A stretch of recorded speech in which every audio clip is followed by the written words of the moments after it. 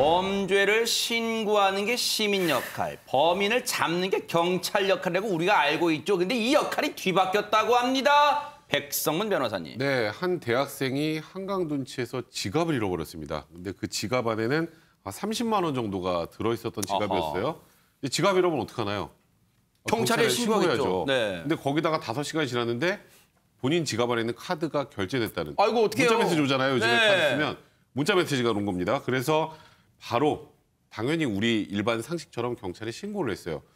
그러면 이제 뭔가 이 사건 처리가 되는지 뭐 어떠는지 뭐 연락이 와야 되는데 네. 신고하고 이틀 동안 연락이 없는 거예요. 어? 그래서 이 대학생, 이 사건을 맡은 강력팀 형사에게 전화를 걸게 됩니다. 하하. 자, 전화를 걸어서 장윤미 변호사님 네. 어떻게 된 건가요, 형사님? 그랬을 거 아닙니까? 네, 당연히 네. 내 사건이 지금 제대로 처리가 되고 있냐, 범인은 잡혔냐 이 부분을 확인을 했을 텐데요. 당시에 경찰은 CCTV도 확보한 상태였다고 합니다. 그런데 돌아온 대답이 참 황당한데요. 어허. 이 범인이 노숙자 같다 아무래도. 네. 그래서 우리가 못 잡을 것 같다라고 이야기를 했다는 거예요. 네. 그래서 보다 못한 이 피해 대학생이 너무 답답하니까 형사님, 그럼 제가 잡아오겠습니다. 이렇게까지 답신을 했다는 거고요. 그러면서 이 피해 학생이 형사라면 어떻게든 범인을 잡으려는 의지를 보여야 되는데 이거 애초부터 의지가 너무 약해 보였다. 이렇게 아쉬움을 토로했습니다. 아니 근데 최정화 기자님, 형사님, 제가 범인을 잡겠습니다. 물론 이런 결기는 좋은데 어떻게 잡아요, 일반 시민이? 그렇죠. 일단 이 대학생이 기지를 발휘를 했다고 보여지는데요. 일단 지갑을 잃어버린 장소에서 1시간 동안 배회를 했다라고 합니다. 얼마나 답답했으면 처음 잃어버렸었던 그 장소의 편의점을 직접 찾았을까라는 생각도 드는데요. 아하. 1시간째 혼자 주변을 돌아다니던 이 김 씨, 이 대학생이 마치 드라마처럼 맞은편에서 자전거를 탄 이 범인을 발견을 하게 대박 되는 사건. 거예요. 앞서서 이 경찰이 인상착의를 알려줬었는데 이 아하. 인상착의가 너무 똑같아서 그 자전거를 타고 오는 범인을 한눈에 알아볼 수 있을 정도였다고 와. 합니다. 그래서 곧바로 이 담당 경찰에게 저 지금 범인을 발견을 했습니다라고 다급하게 전화를 했다고 해요. 이야, 이거 진짜 기적 같은 일이 벌어진 거예요. 그러면 최전봉 교수님, 네. 저 지금 범인 지금 찾아냈어요, 형사님. 그럼 빨리 와주세요 했으니까 지금 당장 도착했겠네요, 형사가. 그랬어야 되는데 실제는 그러지 않았습니다. 그래서 이거 무슨 문제가 되는 소리예요, 거죠. 또? 그러니까 황당하잖아요. 네. 보통 전화하면 경찰이 바로 와서 체포를 해서 이 사람이 법의 처벌을 받도록 만들어야 되는 거 아닙니까? 네. 그런데 전화를 했더니 한다는 소리가 술을 먹어서 못 온다. 이것도 좀 뭔 황당하죠. 소리입니까, 이것도? 좋습니다. 뭐 퇴근에 술을 먹어서 못 온다. 네. 그러면 119에 신고해라. 이 정도는 돼야 되잖아요. 다음 수순이. 그래서 119에 신고할까요? 얘기하려고 했더니 한다는 소리가 119에도 신고하지 말라. 허허. 왜냐하면 네. 신고하면 분명히 본인한테 출동하라고 얘기가 떨어질 거다. 그러니까 자전거를 이용해서 범인을 잡고 있으라. 이게 무슨 말이 되는 얘기인지 모르겠습니다. 경찰이. 본인이 만약 술이 취해서 못 온다고 하면 다른 경찰관을 출동을 시키든지 네. 뭐 이런 일을 해야 되는 게 경찰의 임무 아니겠습니까? 네. 그런데 지금 본인이 술을 먹어서 못 오는데 112에 전화까지 하지 말라면 그럼 이 학생이 이 무서운데 범인 붙잡고 언제까지 버티고 있으라는 겁니까 대체? 경찰의 본분을 망각한 행동이 아닌가 이런 생각이 듭니다. 아니, 백성문 변호사님 무슨 오늘이 만우절인 줄 알고 착각할 정도로 이거 황당한 일이 지금 벌어지고 있습니까? 그러니까 이 학생 입장에서 정말 황당했겠죠. 아니 경찰한테 전화를 했는데 내가 술 먹고 있고 112 신고하면 내가 또 나가야 되니까 거기도 신고하지 마. 참. 그러니까 피해 학생 어떻게 하겠어요? 이 드라마처럼 발견했는데 범인을 쫓아갑니다. 야. 그리고 50여 분 동안 범인을 혼자 뒤쫓다가 아하. 이 경찰 말고 네. 주변에 있는 파출소에서 이제 함께 출동한 경찰과 함께 이 범인을 붙잡았어요. 야. 그리고 이제 이 경찰한테 이런 얘기를 듣습니다. 수고했다. 근데요, 이제 보통은 우리가 야. 경찰관이 저희가 신고했을 때 범인을 검거해 주면 정말 수고하셨습니다라고 해야 되잖아요. 근데 나는 시민이고 범인을 잡아야 될 분은 경찰관인데 내가 수고했다는 얘기를 들으니까 네. 이게 좀 어이가 없더라. 참 제가 들어도 어이가 없네요. 그러니까요. 아무리 생각해도 지금 시청자 여러분들이 들으셔도 아무리 생각해도 상식적으로 이해가 안 되시죠? 자, 그렇다면 이 피해 대학생의 주장이 사실인지 또 팩트 체크는 해봐야겠죠? 해당 경찰서에 뉴스파이터가 직접 전화를 해봤습니다. 듣고 이어가 보도록 하겠습니다. 그날이 이제 형사들이 비번 날이거든. 네네. 쉬는 날. 정말 절도는 아니고 그 점유이탈 횡령이라고 그래요.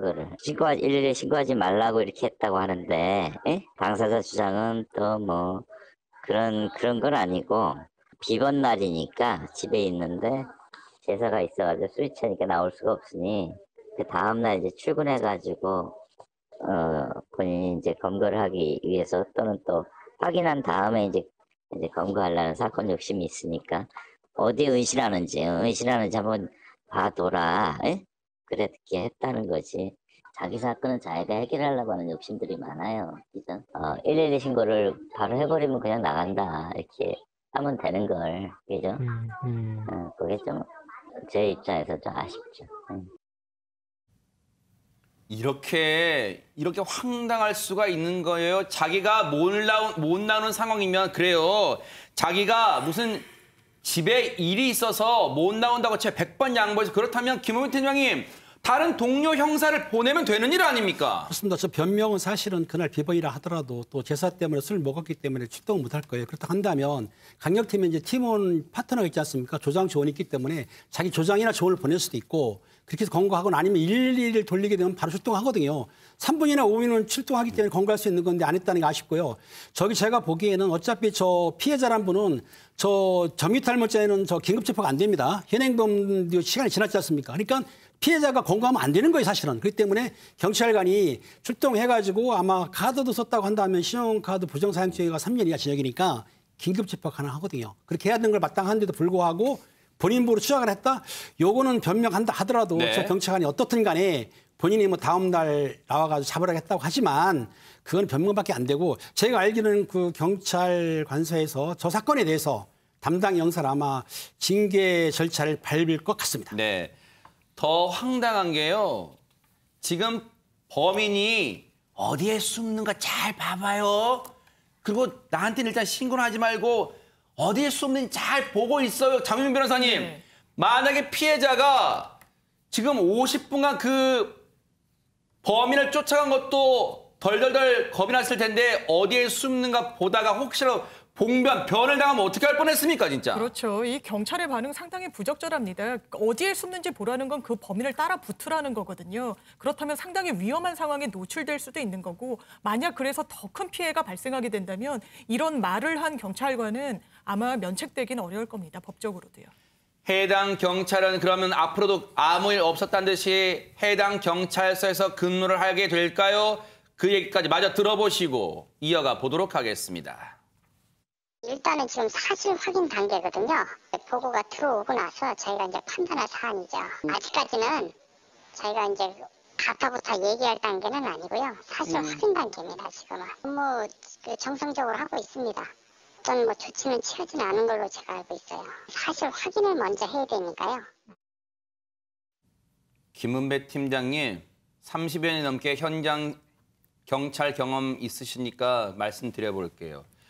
물론 경찰도 비번 날은 자연인 인간으로 돌아가기 때문에 집안의 대소사 챙길 수 있습니다. 다만 문제는 그렇게 된다면 자기 사건 공세울 생각하지 말고 반드시 동료에게 사건을 해결하라고 얘기를 했어야 되는 게 맞을 것 같고 그리고 우리가 영화나 드라마에서 보면 경찰분들 어떤 사건 해결하기 위해서 집에도 사흘 나흘 못 들어가서 양말도 제대로 못 가르친다고 그런 얘기 다 하던 거 우리가 경찰분들 너무 고생한다.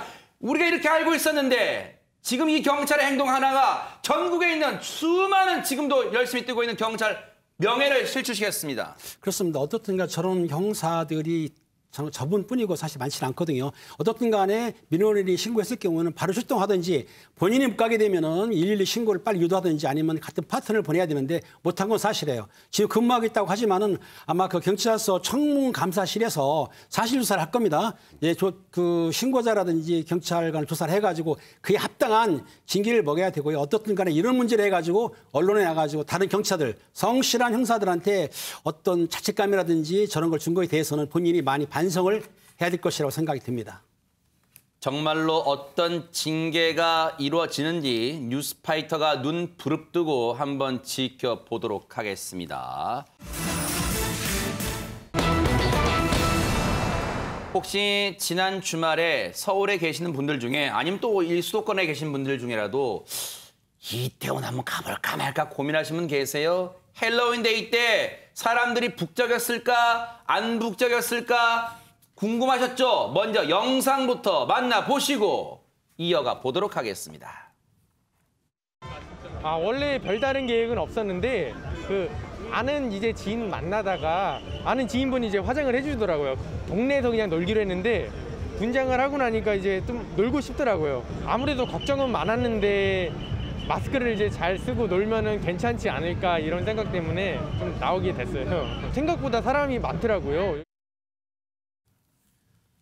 최정아 기자님, 정말로 생각보다 많은 정도가 아니라 북적북적 이 표현을 쓰지 않겠습니다. 비방송 용어니까. 어쨌든 많은 사람들로 발 디딜 틈이 없었다고 합니다. 이태원 거리가. 네, 지금 영상에서 보시다시피 사람들이 굉장히 많죠. 지난달 30일 오후 8시경 서울 마포구 홍익대 인근 거리로 일단 가보겠습니다.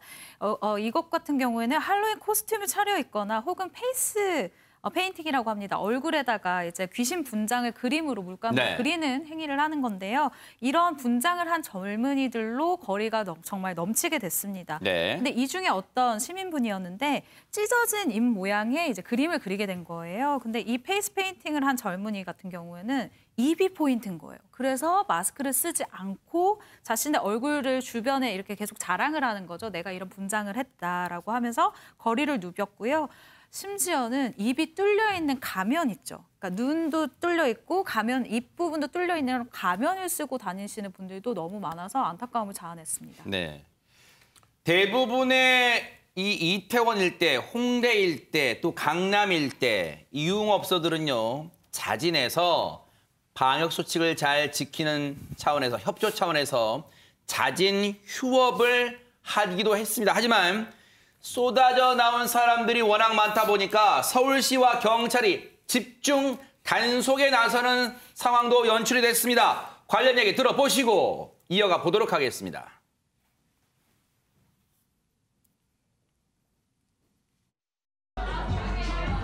이용자간 거리두기.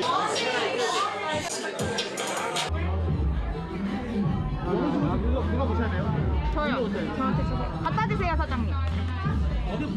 혹시 마스크도 안 끼고 일하면서 뭔? 저기요. 나가주세요. 형님 나가주세요. 네, 저희가 이제 할로윈드에 이제 용산 이태원 지역을 점검을 했는데요. 유흥시설 및 150제곱미터 이상의 일반 음식점 41곳을 점검했고요. 대부분의 업소는 잘 지키고 있어요. 근데 두 곳은 전자 출입구나 이제 이 수기명부 출입자 관리가 제대로 안 되고 있었습니다. 핵심 방역 수칙을 위반한 두 곳에 대해서는 집합 금지 명령이 내려갈 겁니다.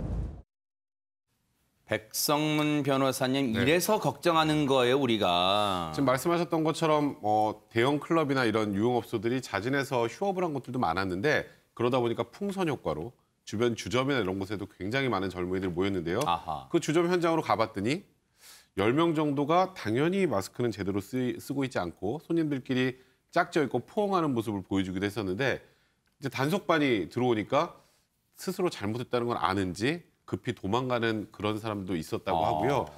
또 보면 아까 조금 전에 나왔던 것처럼 음식점 주방장 같은 경우에 원래 주방에서 조리할 때도 여러분들이 붙어있기 때문에 마스크를 쓰고 일을 해야 되는데 마스크 우리가 말하는 턱스크를 쓰고 일을 하고 있었다고 하는데 그러니까 당연히 이제 단속반원들이 얘기를 했겠죠.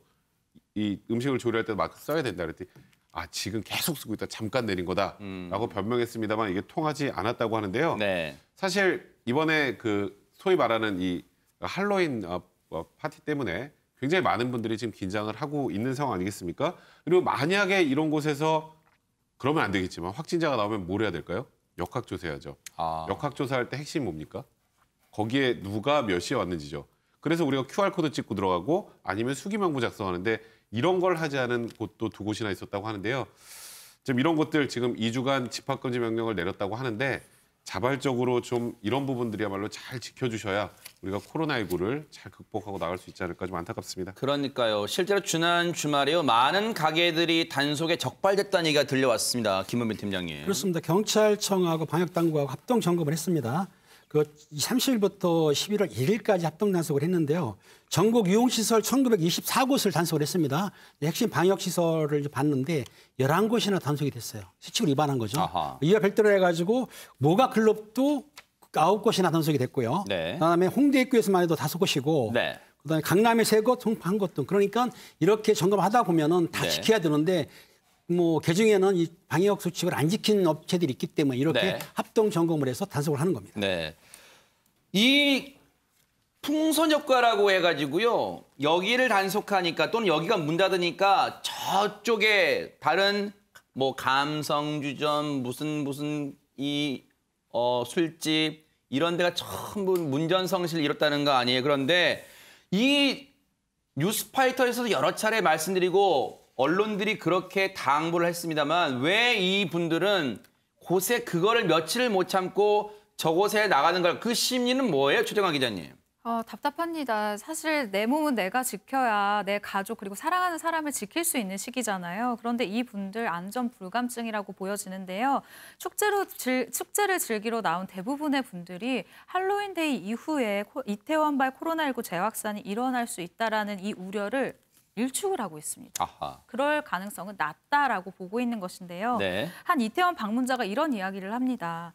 집단 감염 위험은 지하철, 식당 등 다른 곳도 다 있다고 생각한다. 이태원만 언론에서 공격을 하고 있다라고 얘기를 하는데요. 어디든 조심만 하면 된다라는 주장을 펼치기도 하고요. 또 다른 분은 페이스 페인팅 노점을 하시는 분이에요. 얼굴에 그림을 그려주시는 분인데 이분은 분장받는 손님만 잠시 마스크를 내리면 나는 마스크를 하고 있기 때문에 모두가 안전할 수 있다라는 글쎄요. 제가 봤을 때는 약간 궤변인 것 같고요. 그리고 또 거리에서 마스크를 벗고 흡연을 하시던 분이 있었어요. 이분 같은 경우는 위험할 수 있다라는 그 내용을 뉴스에서 보기는 했다. 그런데 조심하면 괜찮을 것 같고 또 군대에서 전역을 했는데 내가 지금 학교도 제대로 못 다니고 뭐 사람들도 잘 못 만나고 있는 이 시기가 너무 답답해서 나왔다라고 오히려 설득을 하는 모습도 보이기도 했습니다. 이태원만 언론에서 공격하고 있다. 이거는 이렇게 말씀하시는 분이 자기 최면이에요. 왜냐하면 이태원만 공격하는 게 아니에요. 앞서 그럴만 하기 때문에 앞서 영상이나 사진 보셨죠?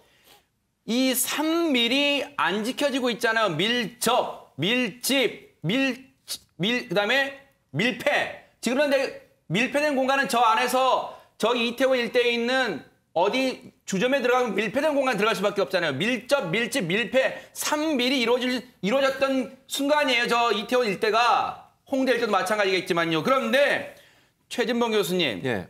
저 이태원 일대나 홍대 일대 이런 데에 몰려든 사람이 비단 서울 수도권에 있는 사람만 간 게 아니라 전국에서 많은 사람들이 올라갔을 거도 또 그 즐기고 다시 각 지역으로 뿔뿔이 흩어졌을 가능성을 무시할 수가 없잖아요. 그럼요. 무시할 수 없죠. 그리고요. 지금 당장 감염이 됐다고 가정을 해보면요. 지금 당장 결과가 나오는 게 아니에요. 이게 2주 동안 잠복기가 있잖아요. 네. 만약의 경우.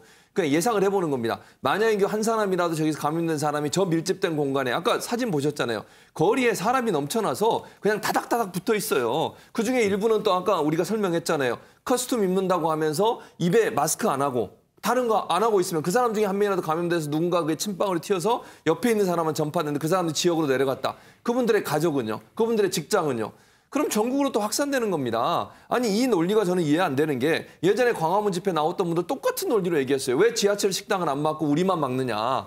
그게 제대로 안 지켜지니까 그런 거 아니겠습니까? 지금 예를 들어서 거리에 나와 있다는 이유 하나만으로 바뀌면 괜찮다는 이유 하나만으로 마스크 벗고 담배 피고 또 페인팅, 얼굴에 페인팅 한다고 또 그거 벗고 이러면서 순간순간 잠깐 괜찮다고 생각하는 그 순간에 전염이 될 수 있는 겁니다. 네. 그런 위험성을 왜 생각 안 하고 아까 3밀 말씀하셨는데 3밀이 제대로 지켜지지 않은 상황이 여러 부분 지금 단속이 되고 서울시에서 공무원들이 나가서 점검했는데 제대로 안 되고 있는 거 다 나왔잖아요. 이런 이유 때문에 걱정을 하는 건데 네. 우리는 괜찮다고 생각하는 저는 잘못된 생각이 결국 전 국민 또 더 나아서는 자기에게 가장 소중한 사람들한테 피해를 줄 수 있다는 점을 꼭 명심하셔야 된다 이런 생각이 듭니다. 누구는 추석 연휴 닷새 기간에 자신이 확산시키는 온상이 되지 않기 위해 그렇게 그리워하는 고향 땅 부모님도 못 뵈러 갔어요. 그런데 지금 이게 뭘까요? 우리가 정말 서양에서 들어온 이런 축제까지 우리가 이렇게까지 위험을 감수하고 즐겨야 됩니까? 방역당국 얘기 들어보시고 이어가 보도록 하겠습니다. 마스크 사용도 제대로 하지 않고 밤늦게까지 같이 밀집한 그런 모임이 이루어진 것으로 저희들은 파악을 하고 있습니다.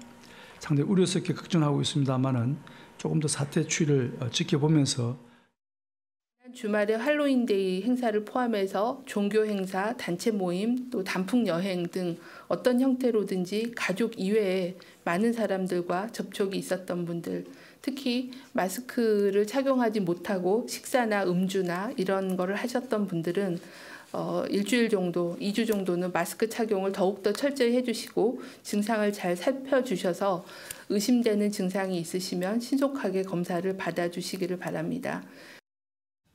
장윤미 변호사님, 정은경 청장이 1주나 2주를 언급한 이유가 뭡니까? 일단 잠복 기간 때문에 그렇습니다. 오늘 자정 기준으로 신규 확진자 수는 97명을 기록했는데요. 이게 고무적인 게 6일 만에, 엿새 만에 확진자 수가 두 자릿수대로 나타난 것은 다행입니다. 그나마 천만다행이에요. 네. 예, 하지만 아직 안심하기는 이른 게요. 원래 주 초에는 이 확진자 점검 수가 줄기 때문에 확진자 수가 적게 나타나는 그런 경향성이 있는 데다가요. 지난 주말에 있었던 할로윈데이의 실질적인 그 감염 여부를 파악하려면 그 감염 기간을 생각했을 때, 잠복 기간 생각했을 때 2주는 기다려 보셔야 합니다. 그러니까요.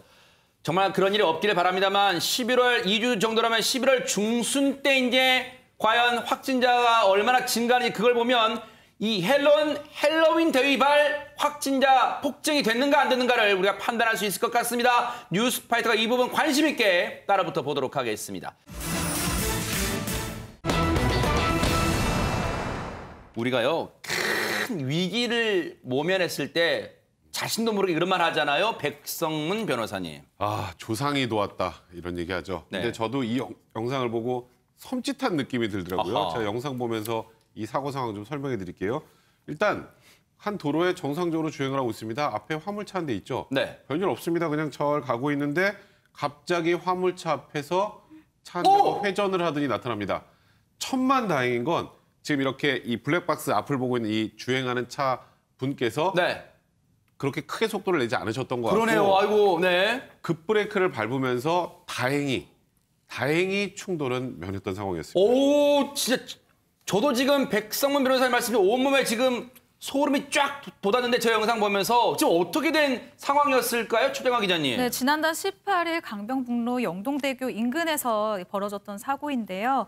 일단 회전해서 역방향으로 승용차가 트럭을 넘어서 들어오지 않았습니까? 네. 주행 중이던 이 차량 앞에 승용차 한 대가 회전을 하는 모습이 정확하게 찍히게 됐었던 거예요. 오, 네. 사실 역방향으로 멈춰 있고 이게 고속도로였기 때문에 운전자가 속도를 낮추지 않았다면 인명사고까지 날 수 있는 아주 위험한 상황이었어요. 그러니까요. 아니 근데 최진봉 교수님, 네. 대체 저 승용차는 어쩌다가 화물차 앞에서 빙글 돌면서 역방향으로 틀게 된 거예요? 왜 그랬냐면요. 같은 방향으로 진행을 하고 있었어요. 네. 사실은 두 대다. 그러니까 화물차는 2차선, 그다음에 승용차는 4차선 네. 이렇게 주행을 하고 있었는데 지금 영상을 자세히 보시면 3차선으로 같이 차선을 변경을 합니다. 아하. 그런데 그 상황에 서로 보지 못하는 가운데 충돌을 하게 돼요. 네. 그러니까 화물차가 너무 크니까 승용차가 충돌해서 빙글 돌면서 반대 방향으로 역주행을 하는 이런 상황이 펼쳐지게 된 것입니다. 세상에. 근데 김우미 팀장님, 저 영상 보면서 아마 도로에서 특히 무슨 올림픽대로나 이런 속도를 많이 낸 도로에서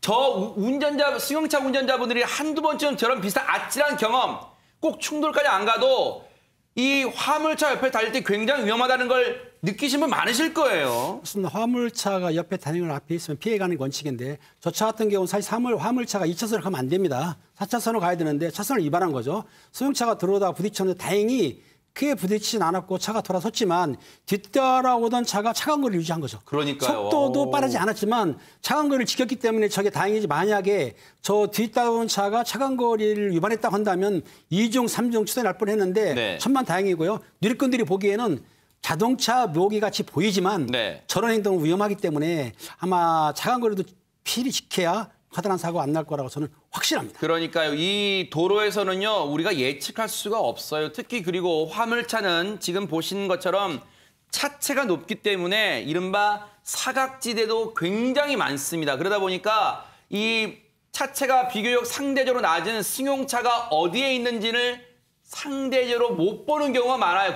아마 이번 경우도 장윤미 변호사님 그런 경우에 해당하지 않을까 그런 생각도 해봅니다. 그렇습니다. 이른바 사각지대, 그러니까 그 가시권 안에 들어오지 않는 부분을 이제 간과했을 때 이런 사고가 충분히 날 수가 있고요. 또 하나는 이 블랙박스 영상을 달고 있던 그 승용차 같은 경우에는 안전거리를 충분히 두고 운전을 했기 때문에 그나마 사고를 피했던 것 같습니다. 네. 이게 사실 예견 가능하지 않은 사고라고도 볼 수 있지만 안전거리 유지 의무를 다하지 않았거나 하면 또 과실 여부를 뒤차도 분담을 할 수 있기 때문에 항상 안전운전 하셔야 된다는 점 유념하셔야 될 것 같습니다. 정말로 천만다행인 게요.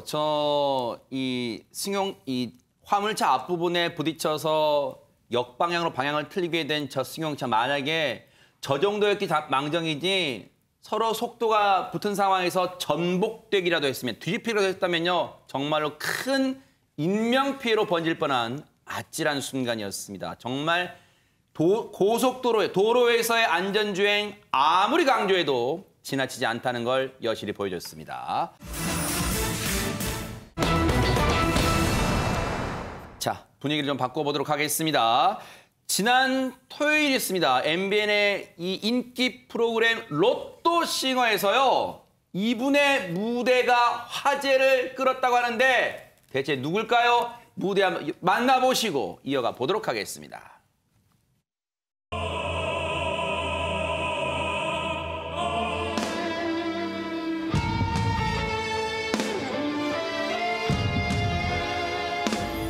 기도하는 사랑의 손길로 떨리는 그대를 안고 통하는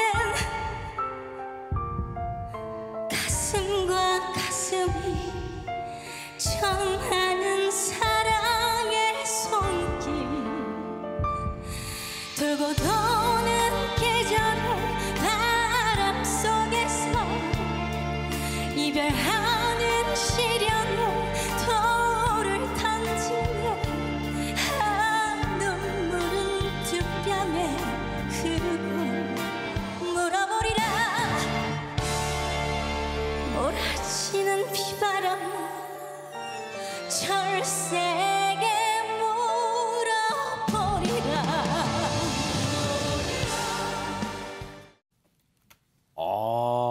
최정화 기자님, 저는 지금 이른바 닭살 같은 거 쫙 돋으면서 막 감동적으로 들었는데 그런데 이 로또싱어의 평가단이 만만치 않은 평가단들이 있습니다. 네, 그렇습니다. 정말 만만치 않다라는 표현이 딱 어울리는 것 같은데요. 요요미 씨의 특징이 정말 애간장을 녹이는 목소리다. 그런 가창력이다라는 평가를 받고 있어요. 근데 그런 요요미 씨가 정말 애절하게 이 비련이라는 노래를 불렀습니다. 사실 굉장히 많은 분들의 극찬을 끌어냈는데요. 네.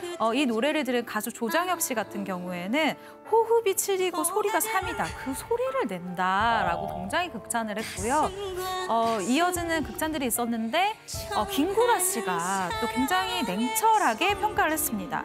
오늘 노래가 조금 무거웠던 것 같아서 기존의 요요미 씨의 이 목소리와 그 이미지와는 맞지 않았던 것 같다라고 평을 한 거죠. 네. 그런데 바로 차태현 씨, 배우 차태현 씨가 아니다, 저는 반대로 굉장히 멋있었다라고 다시 한번 칭찬을 해주기도 했습니다. 아니 그렇다면 김구라 씨가 기억하는 평소 요요미 씨의 모습은 대체 어떻길래 저런 평가를 내놨을까요? 이전까지, 저 로또싱어 무대 이전까지의 모습 한번 보시고 이어가 보도록 하겠습니다. 새벽비가 주룩주룩 철길을 적시네. 새벽비가 주룩주룩 지붕을 적시네. 삑삑삑 기적이 울리면 이제 정말 나는 갑니다. 불러본다고 네가 돌아올 수 있을까. 후회스러워 정말 너를 사랑했는데. 강물은 흘러갑니다. 제3 한강교 밑에 당신과 나의 꿈을 싣고서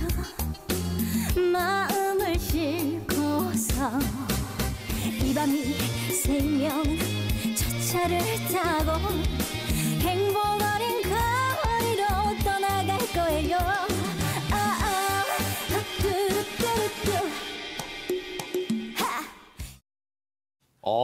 김은미 팀장님, 요요미 씨의 노래를 들을 때마다 느끼는 겁니다만 혜은이 씨와의 목소리 싱크율 한 99%는 되는 것 같습니다, 진짜. 맞습니다. 리틀 혜은이라고 이제 본인 얘기하고 남들 얘기하고 있는데요. 네. 저 목소리를 들으니까 애교가 넘칩니다. 네. 본인은 이제 낯설어하는 목소리라 걱정을 했는데 옥구슬이 흘러가는 팔색조 목소리라고 하는데요. 네. 중요한 거는 본인이 자기가 해피 바이러스래요. 그리고 노래하는 요정이다. 본인이 하는 겁니다. 자창을 하는데 아무튼 장르를 불문하고 다양한 컬러를 갖고 있는데 네. 제가 보기에 귀엽지 않습니까? 네. 이름 자체도 요요미 너무 귀여워요. 그런데 네. 저분이 이제 아마 처음에는 그 목소리를 컴플렉스를 갖고 있다 생각했던 것 같아요. 네. 그런데 이게 그 독특한 목소리가 요요미 씨의 장점이 된 겁니다. 네. 그 MBN 로또싱어에 출연을 했는데 아마 반전 모습 보여줬는데 네. 그 조용필 씨의 미련을 속였지 않습니까? 웅장한 멜로디에다가 저 목소리가 사실은 제가 듣기에도 닭살이 좀 돋습니다. 아하. 좀 간드러지지 않습니까? 네. 그리고 이렇게 이지 않습니까? 이런 거 보니까 상당히 요요미 씨가 좀 자기 컨셉을 잡아가지고 네. 간드러지면서도 요요만 그 노래를 부르는데 네. 앞으로 잘 성장할 것 같습니다. 네. 그런데 사실 여러분들 느끼시지만 조용필 씨의 비련 참 쉽지 않은 노래입니다. 그런데도 요요미 씨는 왜 비련을 선곡했을까요? 그 얘기 들어보시고 이어가 보도록 하겠습니다. 조용필 선생님 곡도 엄청 좋아하거든요. 깜찍한 매력 말고 다른 매력을 보여드리고 싶어서 비련이라는 곡을 선곡한 거예요. 저는 되게 만족스러웠어요. 근데 이제 조금 걱정됐던 건 이제 팬분들도 그렇고 많은 사람들이 좀 이렇게 뭔가 약간 낯설어 하셨을까봐 그거에 좀 걱정을 많이 했었었는데 그래도 저는 되게 만족스러웠어요. 약간 그 중성적인 매력 같은 그런 느낌의 곡도 한번 해보고 싶고 여러 가지로 많이 뭔가 팔색조 매력을 많이 보여드리고 싶어요. 장윤미 변호사님 본인 얘기처럼 팔색조 매력 보여주는 차원에서는 그렇다면 성공한 것 같습니다. 네, 그렇습니다. 네. 지금 이제 이야기하는 건 상당히 앳되고 한데 무대에서 보여준 폭발력은 정말 그야말로 팔색조 매력을 보여줬다고 해도 과언이 아닌 것 같고요. 또 본인이 최근에 헬로윈데이 때 했던 분장 사진을 올린 게 있습니다. 그래요? 그 분장 사진을 보면 네. 바로 뱀파이어를 이거 깜짝 놀랐다. 변신을 한 겁니다. 네. 그런데 이제 누리꾼들은 요요미는 이렇게 뱀파이어로 변신을 와. 해도 너무 귀엽다라는 반응도 있었지만요. 네. 상당히 섬찟하고 무섭다. 뭐 이런 반응도 있었고요. 네. 무서운 분장을 해도 귀엽다라는 그런 분석이 더 많았습니다. 네. 앞으로도 본인 얘기처럼 팔색조 매력을 유감없이 발휘해 주기를 또 응원해 보도록 하겠습니다. 트로트계 아이돌이 바로 요요미였다면 이제는요. 국악계 아이돌도 있습니다. 대체 어떤 분인지 한번 보시고 이어가 보도록 하겠습니다. 빨간 모자를 눌렀음 난 항상 웃음 간직한 피에로 난 차라리 웃고 있는 피에로가 좋아 피에로가 좋아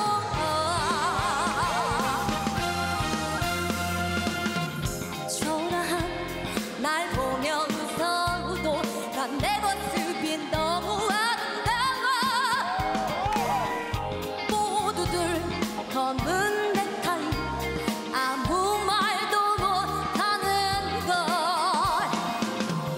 사람들은 모두 춤추며 웃지만 나는 그런 모습 싫어 술 마시며 사랑 찾는 시간 속에 우리는 진실을 잊고 살잖아 목소리에 힘이 넘치는데 이유나 씨가 시청자분들에게는 조금 생경한 얼굴일 수 있을 것 같습니다. 네, 그렇습니다. 네. 근데 이윤아 씨 같은 경우에 국악계의 아이돌이라고 들릴 만큼 많은 사람들의 관심을 끌고 있는 아, 사람이에요. 그래요? 국악계에서는 사실은 많이 알려졌는데 이제 일반 대중들한테 많이 안 알려졌었죠. 근데 이번 무대를 통해서 이 국악과 댄스가 만났잖아요. 결국은 전혀 어울리지 않을 것 같은 만남이었는데 그 만남이 폭발적인 어떤 힘을 발휘하는 그런 모습을 보여줬는데요. 저는 이렇게 생각해요. 김한선 씨의 피에로는 우리를 보고 웃지라는 노래 가사 내용을 보면 상당히 슬픈 내용이에요. 그러니까 음악은 빠르고 댄스 음악이지만 내용 자체를 보면 좀 슬픈데 맞아요. 그 구슬픔의 어떤 내용이 한이라고 하는 판소리와 엮여지면서 이 소리꾼의 목소리가 엮여지면서 더 극대화됐다고 저는 보여지거든요. 그러니까 음악은 댄스로 즐겁게 나가지만 그 안에 담겨져 있는 구슬픔의 모습이 네. 함께 발현될 수 있는 아주 중요한 계기가 됐다. 그래서 일부 이제 수학 강사 정승재 씨는 이게 심사위원 나오는데 여기서 뭐라고 얘기했냐면 외국인한테 들려주고 싶대요. 그러니까 우리의 그 구슬픔을 한을 품고 있는 국악의 힘이 댄스 음악과 어우러졌을 때 어떤 느낌을 주는지 독특한 형태의 음악 장르를 창조해낼 수 있는 기회를 가질 수 있다. 이렇게 칭찬을 했습니다. 그러네요. 사실 김한선 씨의 그 목소리에 듣던 노래에 익숙하잖아요. 삐에로는 우리를 보고 웃지. 그런데 이윤아 씨 목소리로 그런 창법과 스타일로 들으니까 신선해요. 그런데 우린 듣기 좋았는데 정작 이윤아 씨는 이 선곡에 고민이 많았다고 합니다. 왜 그런지 들어보시고 이어가 보도록 하겠습니다. 국악하고 댄스 가요의 만남이 흔하게 들어보시지는 않았을 거라는 생각이 들었어요. 네. 그리고 이 노래의 노랫말과 멜로디가 국악과 좀 절묘하게 잘 어우러지더라고요. 사실 제가 바라던 모습대로 좋게 봐주신 것 같아서 너무 기분이 좋았고 너무 감사드렸죠. 국악을 어떻게 잘 녹여내야 될까라는 이 가요 창법에 국악을 어떻게 얹을까라는 고민을 하면서 이것도 해보고 저것도 해보고 굉장히 많이 불러봤어요. 근데 사실 백성문 변호사님 본인 얘기처럼 국악으로 녹여낸다는 말은 그만큼 탄탄한 국악 실력이 바탕이 돼야 되잖아요. 사실 우리 국악계 아이돌이라고 얘기를 했는데 국악 경력이 만만치 않습니다. 그래요? 무려 16년이나 됐어요. 오. 그리고 지금 현재 대전 시립연정국악원 단원이기도 하고요. 그리고 디지털 싱글 앨범 또 국민가요 하루만 후회 같은 것을 발매해서 이제 국악의 대중화에서 노력을 많이 해왔는데 이윤아 씨는 사실 이번 로또싱어 전에 예능에서 한번 온 국민을 한번 발칵 뒤집어놓은 적이 있었습니다. 그래요? 2015년에 이제 음치를 골라내는 예능 프로그램이 하나 있어요. 네네네. 네. 거기서 제가 그 프로그램 이름 얘기 안 하겠습니다만 거기에서 거미 씨의 아니라는 노래를 불렀는데요. 그때는 국악과 발라드가 이렇게 조화를 이뤄낼 수 있을까라고 극찬을 받았었는데 이번에 삐에로는 나를 보는 우찌는 댄스와 국악을 접목했다면 그렇죠. 그 당시에는 국악과 발라드를 함께 어우러진 작곡으로 극찬을 받았는데 이것만 한 게 아니고요. 이런 프로그램을 할 때 그냥 안 보내줍니다. 다른 거나 더 시키죠. 거기서 춘향 가정의 쑥대머리를 열창을 해서 굉장히 화제를 모았던 그런 이력이 있네요. 탄탄한 실력이 이미 갖춰졌군요. 그런데 정말 지금도 백성문 변호사님 말씀처럼 지금도 사람들의 입에 회자가 되고 있는 그때 그 노래 영상으로 안 볼 수가 없죠. 한번 보시고 이어가 보도록 하겠습니다.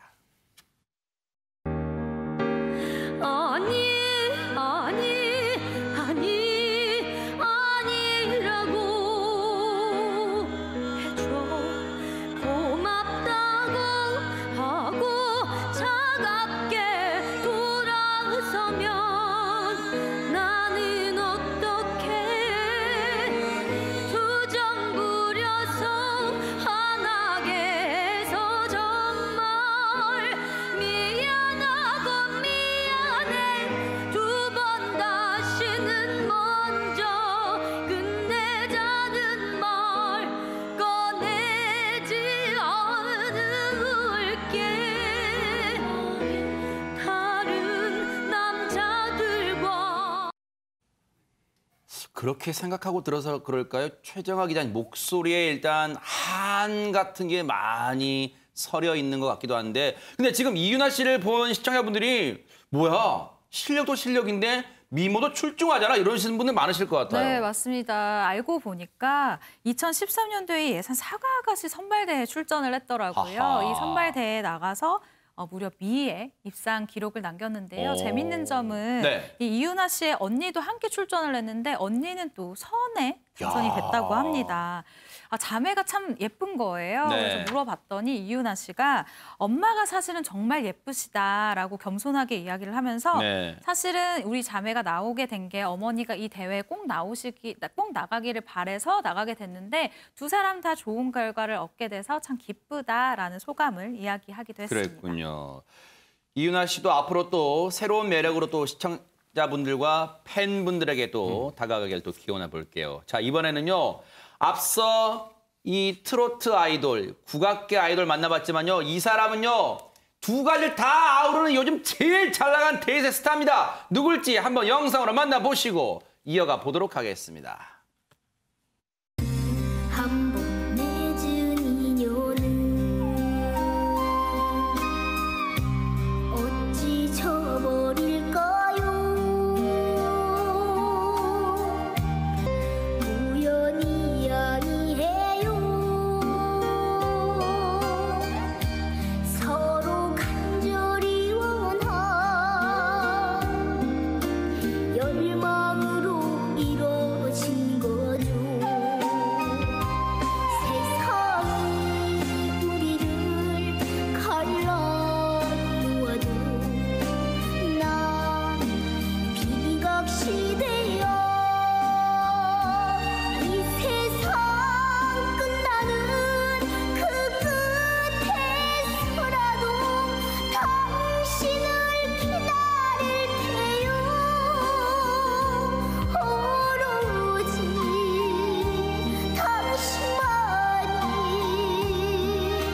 당신만이 내가 사는 이유입니다.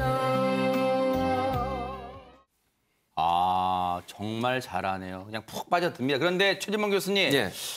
김다현 양 정말 요즘 대세 중에 대세라고 할 수 있겠는데 요즘 그런다면서요. 이 스타가 인기가 있는지 없는지를 또 가늠하는 게 있다면서요. 가늠하는 게 있습니다. 네. 뭐냐면 그 동네에 그 사람의 이름을 딴 길이 생겼느냐 안 아하. 생겼느냐. 근데 김다현 양도 지난 31일 날 하동군, 이게 하동군에 지금 청학동에 살고 있잖아요. 네. 청학동 있는 하동군에서 김다현 양 이름을 딴 김다현 길이 만들어졌습니다. 야. 그래서 30일 날 저기 있네. 선포를 이정표가 했나요? 있어요. 예. 그리고 이제 김다현 양 이 길은 하동군 지리산 청학동뿐만 아니라 하남제라고 하는 정상 8km 구간의 길이 만들어졌고 네. 이 길이요 하동군에 하나가 더 있습니다. 어허. 정동원 군 아시죠? 아, 정동원 군도 네네. 하동군 출신이거든요. 그 정동원 네. 군이 먼저 정동원 길이 생겼었고 이제 두 개의 길이 생겼는데 네. 그와 함께 이제 그 김다현 양이 이번에 그 하동군의 홍보대사가 됐어요. 와. 근데 이것도 2015년에 부친 대신은 김봉건 훈장의 홍보대사로 이미 위촉이 됐거든요. 네. 그래서 최초로 부녀지간이 하동군의 홍보대사로 임명되는 기염을 토했다고 합니다. 네, 이런 건 기네스북에 안 오릅니까? 네. 어쨌든 김다현 양이 정동원 군과 함께 이제 하동의 자랑이 됐어요. 김다현 양 그 길, 김다현 길 선포식 현장 한번 보시고 이어가 보도록 하겠습니다. 김다현길 선포문. 이 길은 MBN 보이스트롯에서 당당히 우승 같은 준우승을 차지한 청학동 국악트롯 요정 김다현 양을 기념하는 길입니다. 저희 할아버지 세대가 청학동을 지키셨고 김봉자 곤자 쓰시는 저희 아버지께서 청학동을 전국에 알리셨고요. 또 제가 그 뒤를 이어 하동과 청학동을 널리 알릴 수 있어 너무 기분이 좋습니다.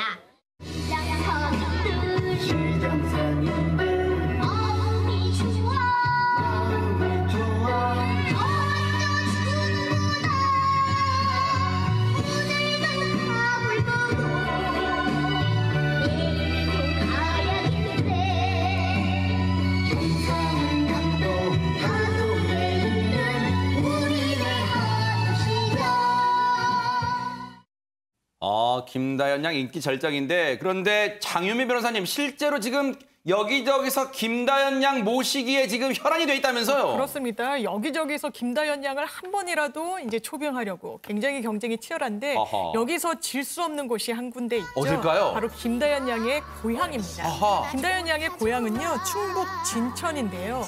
바로 지난달 30일에 그 김양을 모셔놓고 그 집무실에서 홍보대사로 위촉하는 행사를 가졌습니다. 워낙에 이제 재능이 출중하기 때문에 김다연 양도 내가 가진 음악 재능을 열심히 충북 진천을 홍보하는 데 쓰겠다라고 하면서 각오를 다지기도 했다고 합니다. 네.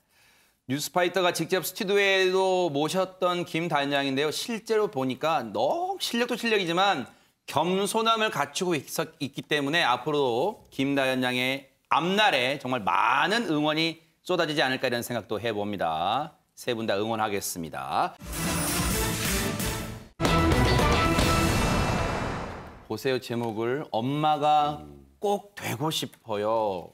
최정아 기자님, 뭔가 제목에서처럼 간절함이 느껴집니다. 네, 그 주인공은 바로 가수 체리나 씨입니다. 90년대에 정말 가요계를 꽉 휘어잡은 걸크러쉬 원조다라고 평가를 받고 있는데요. 네. 체리나 씨는 1995년도에 그룹 룰라로 데뷔를 해서 그랬죠. 날개 잃은 천사, 쓰리포 등 제목만 들어도 바로 전주가 생각나는 그 다수의 히트곡으로 맞아요. 큰 사랑을 받았습니다. 네. 그로부터 2년 뒤에 지니, 비키라는 멤버들과 함께 3인조 걸그룹인 디바를 결성을 맞아요. 해서 리더로 활동을 했었는데요. 또 7년 만인 2004년도에 3집 활동을 마무리하고 팀에서는 탈퇴를 했었죠. 맞아요. 한순간 좀 사라졌어요. 맞아요. 네. 히트곡 사실 왜 불러도 있고 저 같은 그 당시 소녀 팬들의 사랑을 참 많이 받았었던 분인데 네. 이 체리나 씨가 아이를 간절히 원하고 있다라는 소식이 들려왔습니다. 야구 선수 출신이자 현재 야구 코치인 박용근 씨와 2003년부터 교제를 해서 2016년도에 결혼을 하게 됐는데요. 체리나 씨가 자연 임신을 하고 싶었는데 사실 그 확률이 굉장히 낮아서 시험관 시술을 도전을 했다. 그런데 한 방송에 나왔어요. MBN 동치미 방송에 나와서 두 차례 시험관 시술을 도전을 했는데 안타깝게도 실패를 했다라는 이야기를 덧붙이기도 했습니다. 그랬군요. 바로 어제였습니다. MBN 간판 프로그램 동침에 나와서 정말 털어놓기 힘든 얘기였잖아요. 그 심경을 얘기했는데요. 한번 들어보시고 이어가 보도록 하겠습니다.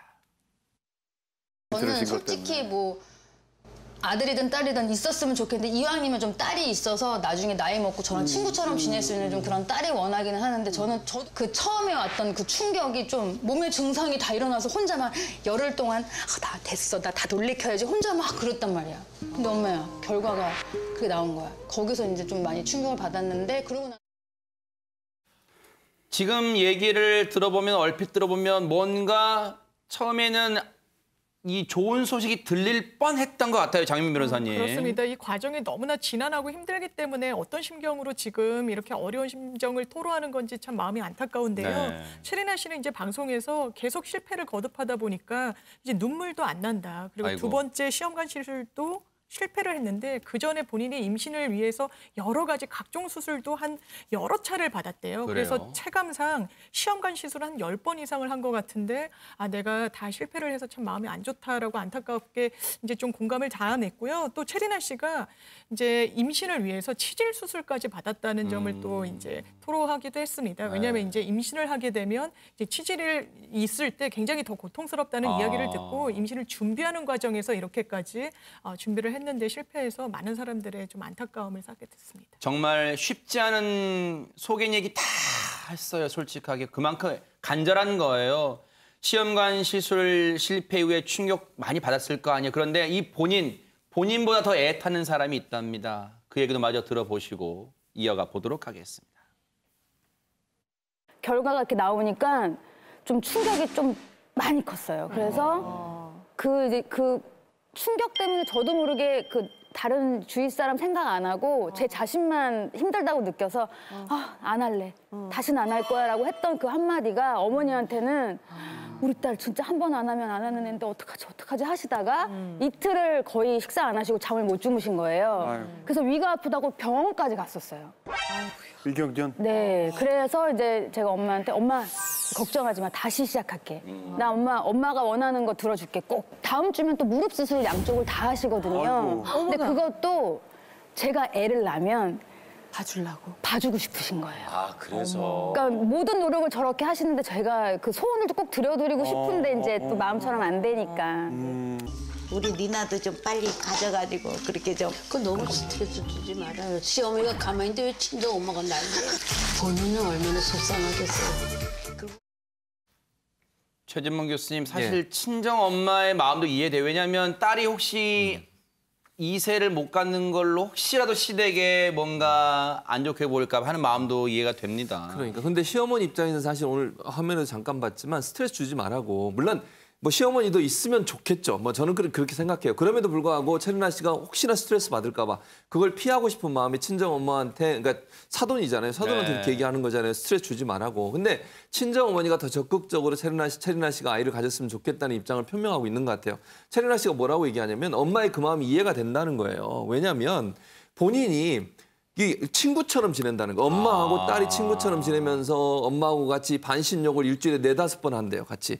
그리고 나서 펫도 붙이고 어려운 일도 서로 상의하고 그러면 스트레스가 풀리잖아요. 세상에. 뭔가 의지하는 사람이 있어서 그 사람과 대화하는 과정을 통해서 내가 스트레스도 풀리고 그러면 행복지수가 올라가는 거거든요. 네네. 근데 만약에 이제 친정 어머니 입장에서 내가 만약에 죽고 나서 내 딸이 혼자라고 생각하면 세상에. 그러면 얼마나 가슴이 아프겠어요. 그러네요. 자기 같은 딸 하나 낳아서 같이 그렇게 알콩달콩 또 나와 지냈던 것처럼 우리 딸도 손녀와 함께 지냈으면 하는 마음이 있는 거예요. 네. 그래서 그 마음 때문에 딸한테 그런 얘기하는 게 너무너무 가슴이 아프지만 그러겠네요. 아하. 그럼에도 불구하고 그런 얘기를 할 수밖에 없었다는 얘기를 하고 있습니다. 사실 친정어머니와 시어머니의 속이 아닐 거 아니에요. 정말 타들어갈 거 아닙니까? 그런데 사실 시험관 시술을 준비할 때는 김은배 팀장님 정말 남편의 역할도 소중하잖아요, 지금. 그렇습니다. 시어머니 양가 부모들도 중요하지만 본인이나 남편이 얼마나 중요하겠습니까?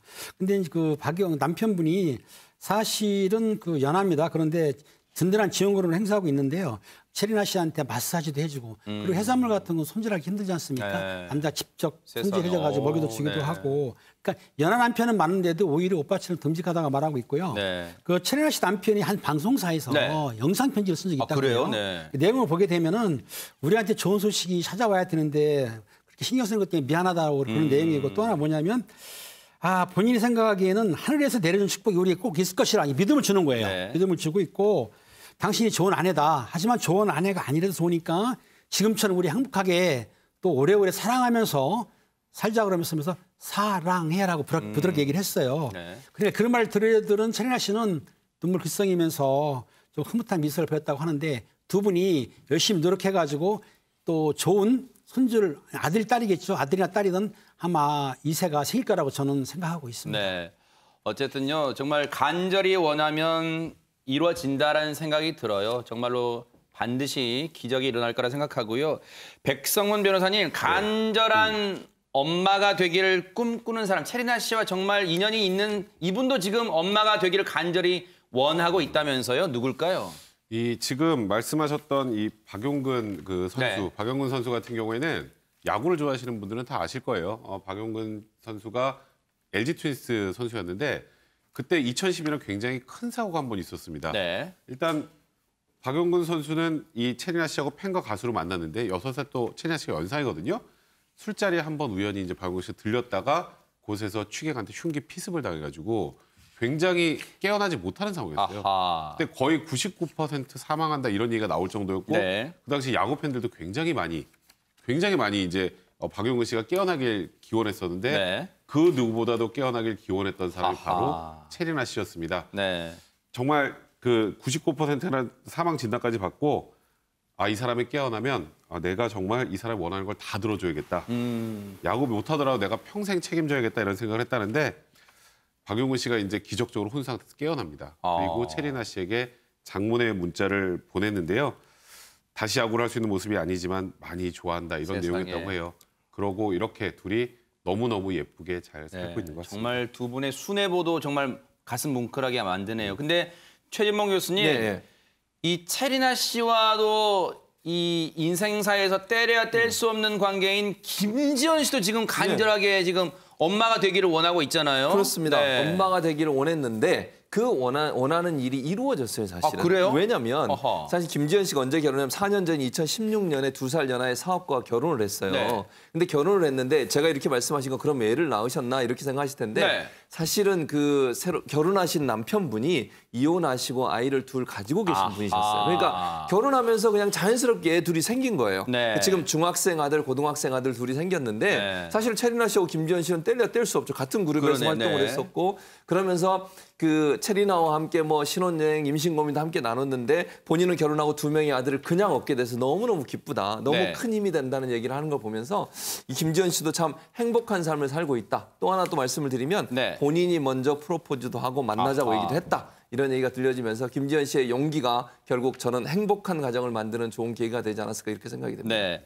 물론 이 아빠의 남편의 두 아들들은 장윤미 변호사님, 네. 물론 김지연 씨가 자신의 배가 아파서 낳은 아이들은 아닙니다만 그래도 사랑할 거예요. 그런데 그래도 셋째를 원할까요? 그렇습니다. 네. 왜냐하면 이제 본인이 이제 자신이 출산을 하기 위해서 굉장히 좀 임신을 하기 위해서 노력을 하고 있는 중이라고 하는데요. 네. 시험관 시술도 지속적으로 받고 있고 또 아마 아들 둘을 이미 가졌기 때문에 딸을 낳고 싶은 모양이에요. 네. 그래서 내 딸을 낳으면 어떤 모습일까 해서 이 모습을 보여주는 어플이 있는데 그 어플에 봤더니 이런 글을 SNS에 올려서 웃음을 자아냈습니다. 네. 바로 이 어플 사진을 보면요. 네. 이 김지연 씨 얼굴을 많이 닮았다기보다는 이 남편분 보신 분들은 많이 아실 텐데 이게 남편 얼굴과 거의 판박이로 나왔어요. 그래서 김지연 씨가 야, 이 홍씨 집안 유전자 센 건 알았지만 어플마저 세다라고 했고요.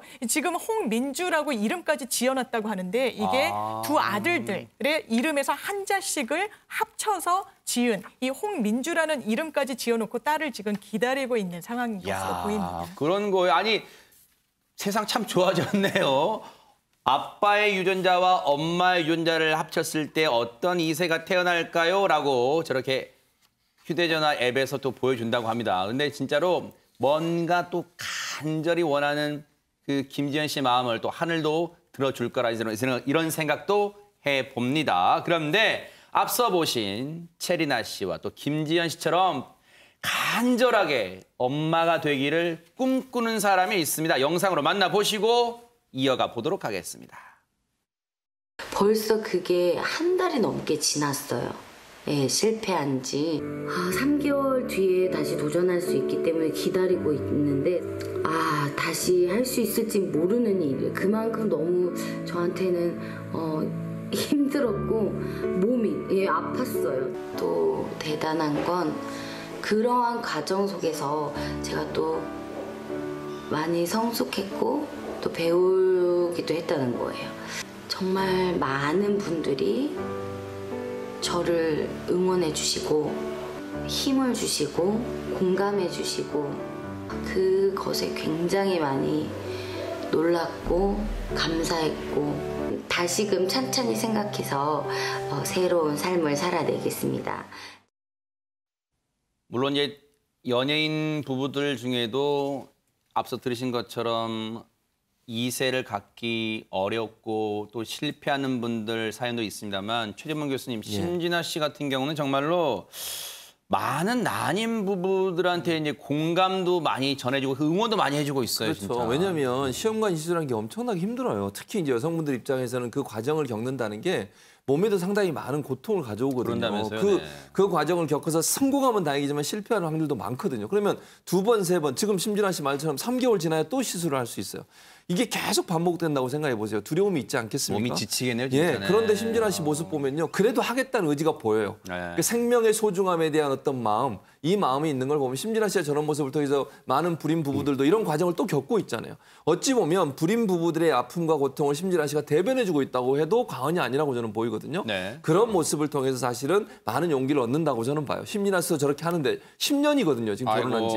그러니까 사실 주위에서요. 한 6, 7년 될 때까지만 해도 물어봤대요. 지나가면서 왜 얘 안 가지냐고. 근데 10년쯤 되니까 이제는 이제 물어볼 수가 없죠. 미안하잖아요. 사실은 안 가지려고 하는 게 아니라 여러 가지 어려운 사정 때문에 지금 안 생기고 있는 건데 그래도 10년째 계속 꿋꿋하게 생명을 잉태하기 위해서 열심히 노력하는 심진아 씨의 모습이 같은 어려움을 겪고 있는 많은 불임 부부들에게도 용기 잃지 않고 도전할 수 있는 힘을 준다는 점에서 참 칭찬해 드리고 싶은 모습 중에 하나입니다. 조금 전에 용기 말씀하셨는데 백성문 변호사님 사실 10년째 아이 갖기 노력이 계속 이루어지지 않으면 좌절할 수도 있고 또 포기할 수도 있을 텐데 남편과 함께 으쌰으쌰 정말 긍정적입니다. 전 너무 보기 좋아요. 사실 이렇게 계속 이제 임신이 안 된 난임 부부들은 그 상황 때문에 스트레스를 받아서 둘 사이가 안 좋아진 경우도 많아요. 그래요. 그런데 지금 이렇게 얘기를 하네요. 만약에 정말 아직 포기는 안 했다고 해요. 끝까지 아이가 생기지 않아도 큰일은 아닌 것 같다. 우리 둘이 지금 너무 행복해요. 그러니까 지금 아이가 생기면 지금은 심진아 씨는 아이가 생기면 우리 둘 사이에 축복이 하나 더 추가되는 거지 아이가 만약에 안 생긴다고 하더라도 우리 둘은 서로 영원히 평생 살아갈 것 같다. 너무 긍정적인 마음 보기 좋습니다. 최정아 기자님, 그 바탕에는 아무래도 김원효 씨의 응원도 있어요. 정말 네. 든든합니다. 네, 맞습니다. 네. 김원효 씨, 심진아 씨 굉장히 서로 뭐 아주 행복한 부부고요. 저는 이분들한테 이분들도 사실 알고 계실 거예요. 김가연 씨가 44살에 시험관 수술을 뭐 약 3년인가 4년이라는 기간 동안 10여 번을 시도를 했고 네. 그 결과로 지금 너무너무 예쁜 딸아이가 태어났어요. 그래서 이 부분을 보고 많이 용기 얻으셔서 힘을 얻으셨으면 좋겠습니다.